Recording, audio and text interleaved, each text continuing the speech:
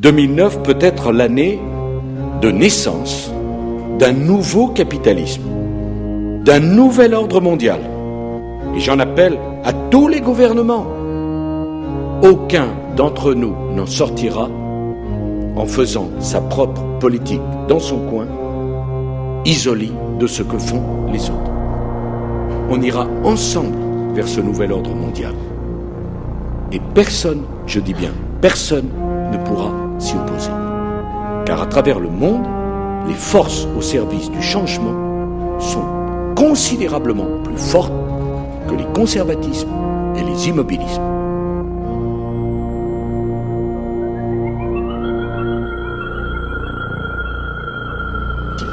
Cette crise marquera sans doute pour l'histoire le commencement véritable du XXIe siècle.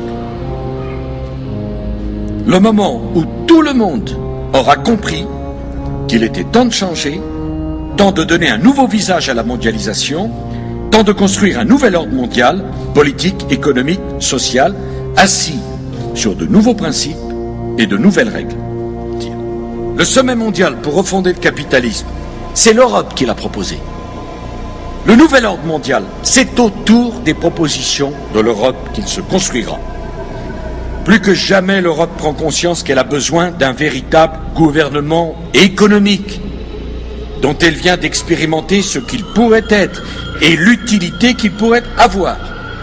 Ce gouvernement économique, c'est tout naturellement l'Eurogroupe qui doit en être le cadre. On arrive ce qui sera la meilleure antidote à la dangereuse tentation du protectionnisme, de l'anticapitalisme, du dirigisme bureaucratique que les désordres actuels vont immanquablement nourrir. Et le doute grandira si les Français ont le sentiment qu'on leur cache quelque chose. C'est la première fois que je m'exprime au nom de la France à cette tribune. Il s'agit pour moi d'un instant solennel, d'un instant émouvant.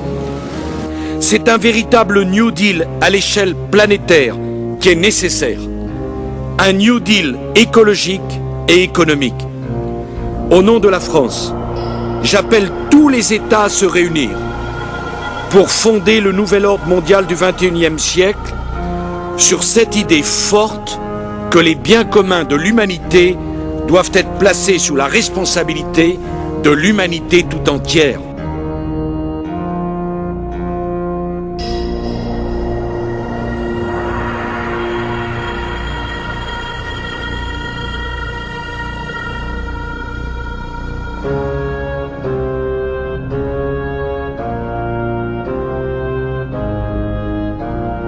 Et personne, je dis bien personne, ne pourra s'y opposer.